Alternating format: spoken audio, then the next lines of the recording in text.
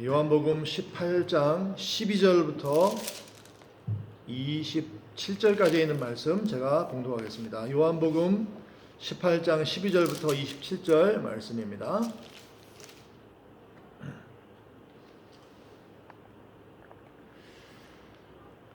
이에 군대와 천부장과 유대인의 하속들이 예수를 잡아 결박하여 먼저 안나스에게로 끌고 가니 안나스는 그 해의 대제사장인 가야바의 장인이라.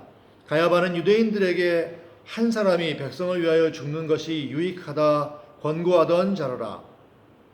시몬 베드로와 또 다른 제자 하나가 예수를 따르니 이 제자는 대제사장과 아는 사람이라. 예수와 함께 대제사장의 집들에 들어가고 베드로는 문 밖에 섰는지라. 대제사장과 아는 그 다른 제자가 나가서 문지키는 여자에게 말하여 베드로를 데리고 들어왔더니 문지키는 여종이 베드로에게 말하되 너도 이 사람의 제자 중 하나가 아니냐 하니 그가 말하되 나는 아니라 하고 그때가 추운 고로 종과 하속들이 숯불을 피우고 서서 쬐니 베드로도 함께 서서 쬐더라. 대제사장이 예수에게 그의 제자들과 그의 교훈에 대하여 물으니 예수께서 대답하시되 내가 드러내어 놓고 세상에 말하였노라. 모든 유대인들이 모이는 회당과 성전에서 항상 가르쳤고 은밀히는 아무것도 말하지 아니하였거늘 어찌하여 내게 묻느냐. 내가 무슨 말을 하였는지 들은 자들에게 물어보라. 저희가 나의 하던 말을 아느니라.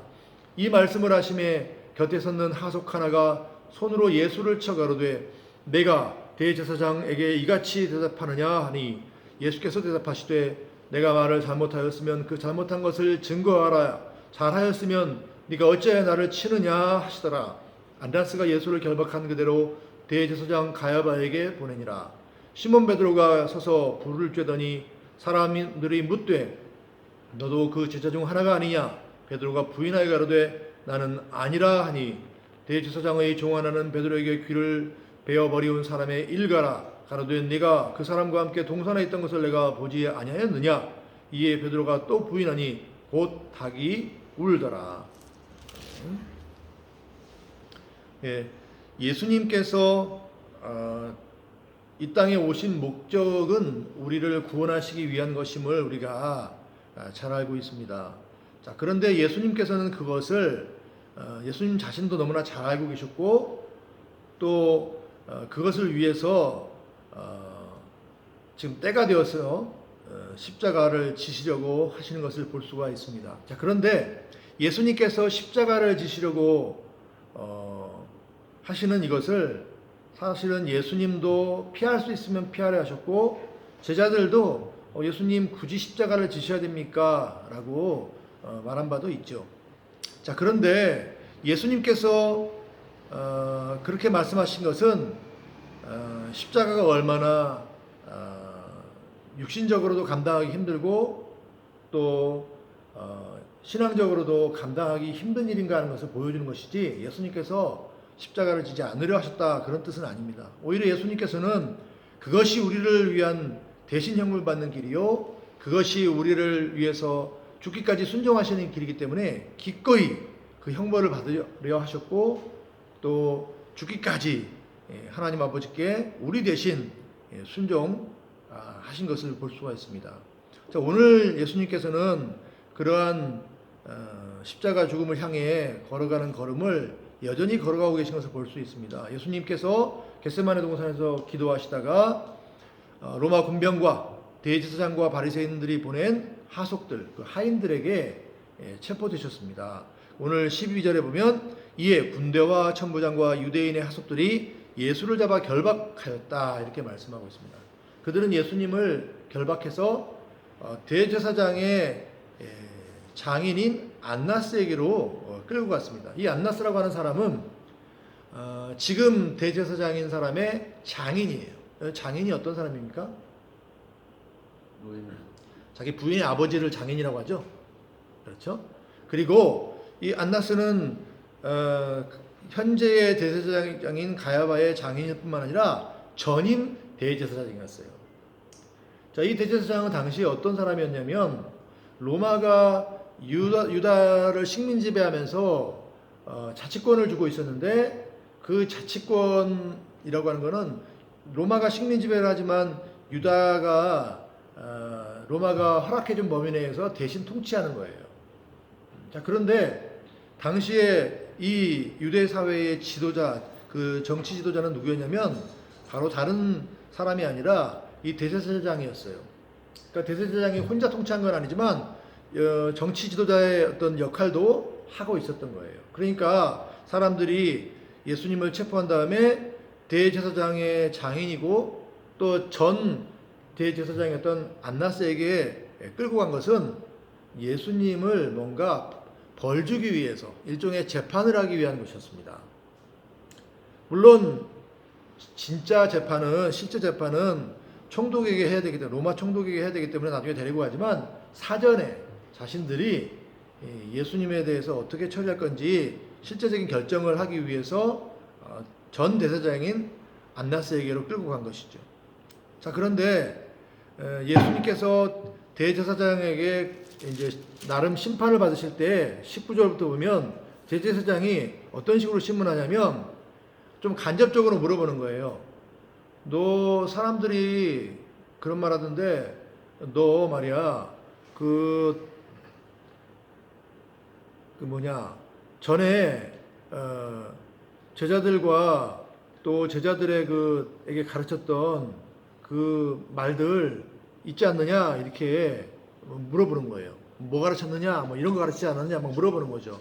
그러니까 예수님께서는 뭐라고 대답하시냐면은 내가 비밀리에 가르치신 게 아니고 사람들이 다 아는 곳에서, 다 모여있는 곳에서, 성전이라든지 뭐 사람들이 모여있는 회당이라든지 이런 곳에서 가르쳤기 때문에 사람들이 다 알고 있고 당신도 익히 알 터인데 왜 그거를 새삼 물어보느냐 이렇게 말씀하셨죠. 자, 이것은 여러 가지 뜻이 있지만 중요한 것은 뭐냐면 대제사장은 예수님이 어떤 벌을 받아야 될 죄를 지었다라고 하는 것을 확정짓기 위해서 이 질문들을 계속 하고 있는 것이고, 그렇다면 예수님께서는 어떤 벌을 피하기 위해서는, 형벌을 피하기 위해서는 적극적으로 자신을 방어하셔야 되는데 예수님께서는 방어하신다기보다는 내가 가르친 거 맞다 이렇게 말씀하시는 거예요. 자, 그건 뭐냐면 대제사장이 자신을 나름대로 재판해서 어떤 형벌을 내리려고 하고 또는 형벌을 내릴 만한 어떤 죄를 찾아내기 위해서 지금 하고 있는데 예수님은 자신을 적극적으로 방어하지 않으셨다는 것을 여기서 볼 수가 있어요. 그래서 예수님께서는 결국 그 24절에 보면 형벌을 받는 그런 길로 가시게 됩니다. 그래서 안나스는 자신이 1차로 신문한 다음에 예수님을 이제 공식적으로 심판하고 재판하고 벌을 주기 위해서 대제사장인 가야바에게 보냅니다. 자신의 사위이면서 현직 대제사장에게 보내는 거죠. 자신이 나름대로 실제적으로 예수님을 신문하고 재판한 것이 사실이고 죄를 이제 찾아내서 형벌할 거리를 찾아냈지만 사실은 공식적으로는 자기가 할 수 있는 게 아니라 대제사장이 하고 또 나중에는 이 유대인의 대제사장이 아니라 로마 총독이 해야 되기 때문에 더군다나 사형시키는 일은 함부로 할 수 있는 게 아니라 로마 총독이 해야 되기 때문에 그런 절차를 이제 밟아 나가는데 지금 그런 절차를 밟아 나가는 거예요. 예수님께서는 일이 이렇게 될 것을 아셨지만 자신을 적극적으로 방어하지 않으시는 거예요. 왜 그러셨을까요? 십자가에 달려 죽으신 일을 통해서 우리 대신 형벌 받으시고 우리 대신 죽기까지 하나님 앞에 순종하시는 일을 하시기 위해서 그렇게 하셨던 거죠. 자, 그런데 여기 보면 예수님이 어떻게 되시나 보기 위해서 따라왔던 제자가 있어요. 아마 2명이 따라온 것 같은데 한 명의 이름은 알려져 있지 않고 한 명의 이름은 시몬 베드로였습니다. 15절에 보면 시몬 베드로와 또 다른 제자 하나가 예수를 따르니 이렇게 말씀하고 있습니다. 대제사장에게 전임 제사장인 안나스에게 이제 끌려가신 예수님의 뒤를 따라온 거예요. 예수님 어떻게 되시나 궁금해서. 자, 그런데 자신들이 막 예수님이 어떻게 되셨나 너무나 적극적으로 알아보면 자신들의 신분이 드러나게 되고 예수님의 제자인 것이 드러나게 돼서 자신들도 혹시 벌을 받을지 모르니까 자신들의 신분을 숨긴 채 예수님의 그 뒤를 따라간 겁니다. 그런데 거기서 어떤 사람이 베드로의 얼굴을 알아본 거예요. 이 사람 예수님을 따르던 제자 중에 한 사람인데, 그것도 아주 가까이 따르던 사람인데, 예수님의 베드로가 예수님의 제자인 것을 알아본 사람이 있어요. 그 사람이 여러 명이었어요. 그래서 사람들이 베드로를 알아보고 당신 그 제자 중 한 명 아니요? 이렇게 물었어요. 근데 베드로는 뭐라고 대답했습니까? 아니요. 아니요, 무슨 말이요? 나는 아니요. 이렇게 했어요. 무려 3번씩이나. 심지어는 다른 성경에 보면 베드로는 예수님의 제자가 아니라고 하는 것을 말하기 위해서, 그러니까 예수님의 제자라고 하는 것을 부인하기 위해서 아주 심한 말도 했죠. 막 욕을 한 것 같아요. 뭐 내가 그런 사람의 제자겠습니까? 말도 안 되는 소리요. 막 이런 식으로 하면서 예수님에 대해서 약간 욕을 하는 뭐 그런 것도 한 것 같아요. 살기 위해서 그렇게 한 거죠. 자, 보세요. 예수님은 우리를 위해서 죽으시기 위해서, 우리를 위한 죽음을 주시기 위해서, 우리 대신 형벌 받고 우리 대신 순종하시기 위해서 그 길을 마다하지 않으셨어요. 자신을 오히려 적극적으로 방어하지 않으셨어요. 그런데 제자들은 어때요? 베드로와, 대표적인 제자 중에 한 사람인 베드로와 또 한 사람의 제자는 어때요? 그래, 맞소, 내가 예수님의 제자요. 이렇게 한 게 아니라 어떻게 했어요? 무슨 말이요? 난 예수님의 제자 아니요. 그 사람 얼굴도 몰라요. 나는 잘 몰라요. 이렇게 부인한 거잖아요. 여러분, 예수님께서 이걸 아셨을까요? 모르셨을까요? 네. 예수님께서 전에 베드로에게, 다른 성경도 보고 그렇고 요한복음도 보면 베드로가 예수님을 부인할 것을 말씀하셨어요. 여러분, 내가 어려움을 당할 때 나의 어려움을 함께 해주고 힘이 되어주고, 그게 사랑하는 사람, 가족이든지 제자든지 하면 그렇게 해야 되는데, 나를 사랑하는 사람들이, 내가 사랑하는 사람들이 내가 어려울 때 자기만 살겠다고 거짓말하고 막 그러면, 그걸 알면 마음이 어떨까요?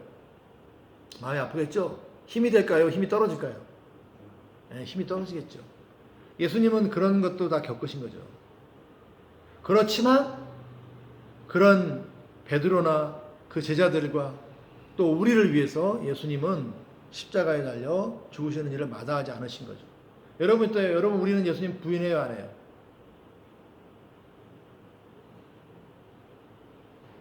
예수님 부인해요, 안 해요?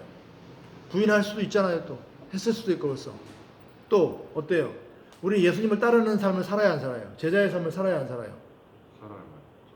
살아야 되는데 안 살 때도 있잖아요. 못 살 때도 있고. 예수님은 우리를 위해서 이렇게 하셨는데 베드로도 그렇고 또 우리도 그렇고 제자답지 못할 때가 많다는 거죠. 그럼에도 불구하고 예수님은 이 제자들과 우리를 위한 죽으심을 죽으셨다라는 거죠. 여러분, 그래요.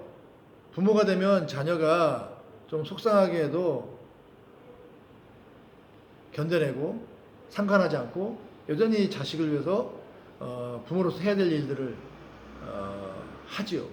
그것처럼 우리 주님은 우리를 위해서 그렇게 하신 거죠. 주님은 우리를 사랑하셨기 때문에 그렇게 하신 거죠.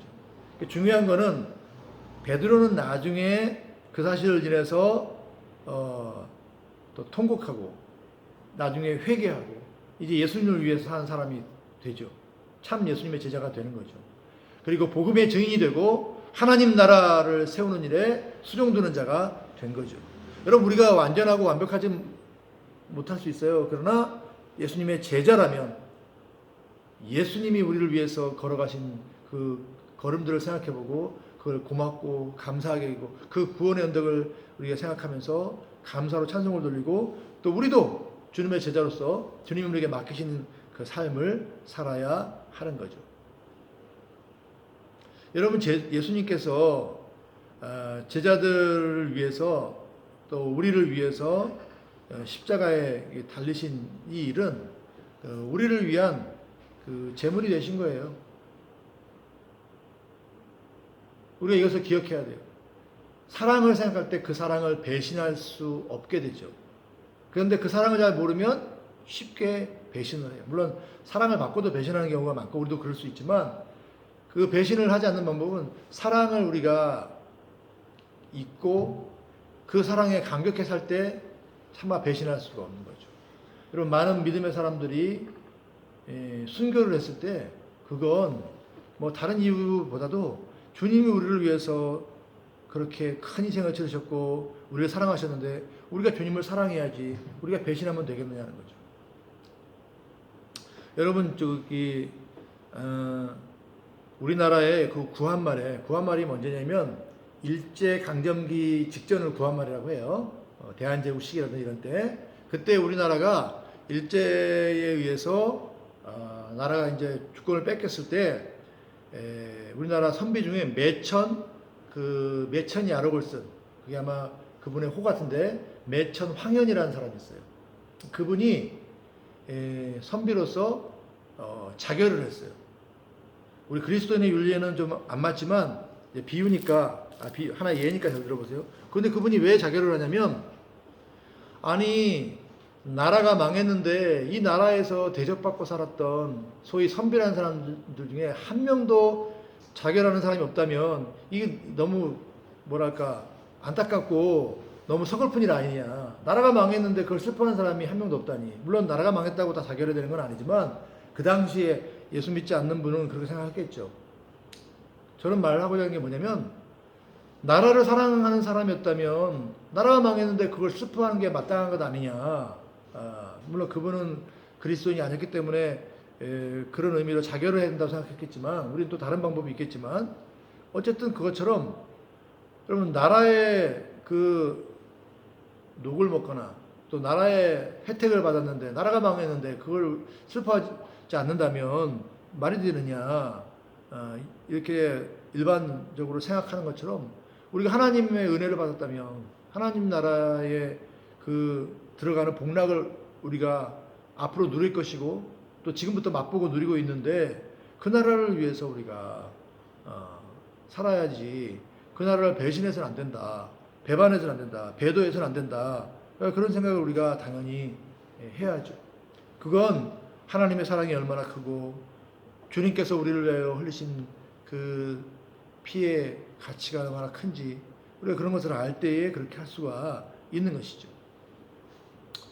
여러분, 나라가 망했을 때 매국을 한 사람도 있지만 나라를 되찾기 위해서 자신의 모든 것을 내버리고 독립투쟁한 분들도 계세요. 사실 신앙생활은 그 독립투쟁과 비슷한 거예요. 하나님께서 우리를 위해서 베풀어 주신 그 은혜가 너무 큰데 우리도 당연히 우리의 모든 것을 다 들여서 하나님의 영광을 위하여, 하나님 나라를 위하여, 복음을 전하는 것을 위하여 살아야 되지 않겠는가 하고 사는 게 신앙생활이에요. 사실은 거기에 충실할수록, 그 정신이 투철하고 그런 삶을 살아내면 낼수록 그게 신앙이 있는 거고, 그렇지 못하면 그게 믿음이 없는 거예요. 사실은 여러분, 우리 일생을 거쳐서 주님께서 우리에게 베풀어 주신 사랑을 깨달아가고 그 사랑에 대해서 우리가 감사드리며 또 그 사랑을 우리에게 베풀어 주신 하나님을 기쁘시게 하는 삶을 살아야 하겠습니다. 기도하시겠습니다.